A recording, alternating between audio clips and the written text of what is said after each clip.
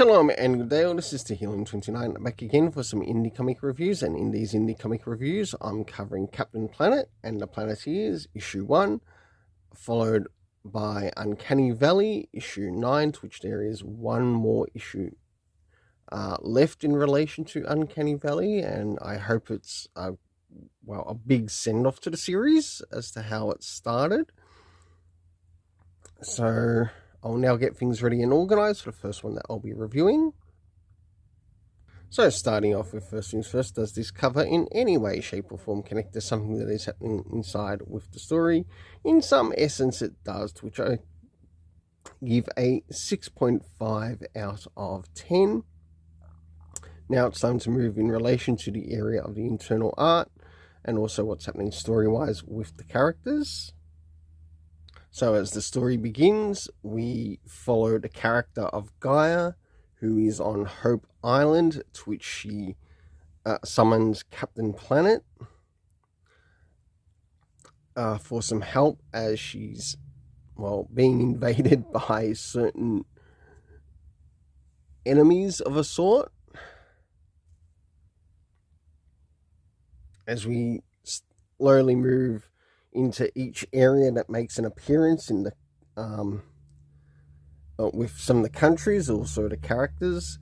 Of course, we do end up seeing Ghana first, then followed by Detroit, which we see now, and we get to sort of meet the characters who will make up the Planeteers. As we move towards the end, we meet the character of Gi from South Korea. And last but not least, way towards the end, to which we meet Marty. And as you can see there, Marty actually ends up saying somewhat quite a controversial statement. And yes, I don't think it really fits his characters, because I've never seen him act this stupid, let alone in the animation. And maybe even the earliest versions of the Captain Planet comics. So, for the internal art, I give it a 7 out of 10, as I did actually quite like the art of how it was used to sort of show each of the country, but also each of the characters. Next is the area of the story, which consists of time, location, and cast, to which it will be rated on. First is the area of time. Do we get any indication time-wise when this takes place?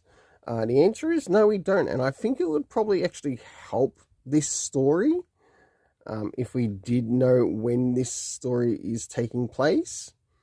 Is this sort of a reboot universe of the original Captain Planet? I don't know. The author was too stupid to put in that information. Not my problem, his problem. Next, the locations. First we see Hope Island, then we move to Ghana, of course Detroit, Russia, South Korea, and last but not least, Brazil. The cast of characters that we get to see within the story, we see Captain Planet, we see Gaia, we also have Uncle Ebo, who is Kwame's relative, who we meet in this. We have James Wheeler, Linka, Guy, and last but not least, Marty. So no doubt in the next issue we will see the coming together of these characters and how things will, pan out for them. So for the overall story rating, I give this a 6 out of 10. Now it's time to move into Uncanny Valley, issue 9. So as we move into Uncanny Valley, issue 9, does this cover in any way, shape or form connect to something that is happening inside with the story? Sure enough it does, because we have the main character's mother looking for him in the world that Oliver disappeared to, along with his grandfather, to which I give the cover a 7 out of 10. Now it's time to move into the area of the internal art as we have a look around the beginning, middle, and of course the end, and also what's happening story-wise with the characters. So as the story begins, we have the mother and the grandfather chasing after Oliver as they realize that there has been a portal that's been opened up, and this is also the same portal to which Oliver has been taken captive of a castle in a castle in this particular universe, a cartoon-like universe, of course. As the story moves forward towards the middle, we realize that Oliver is trying to escape, and he is believed to be some form of chosen one, even though he doesn't want to be any chosen one.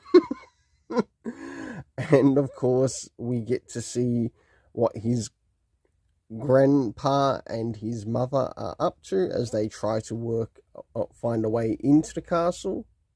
And of course, last but not least, things literally moving to a bit of a cliffhanger for the character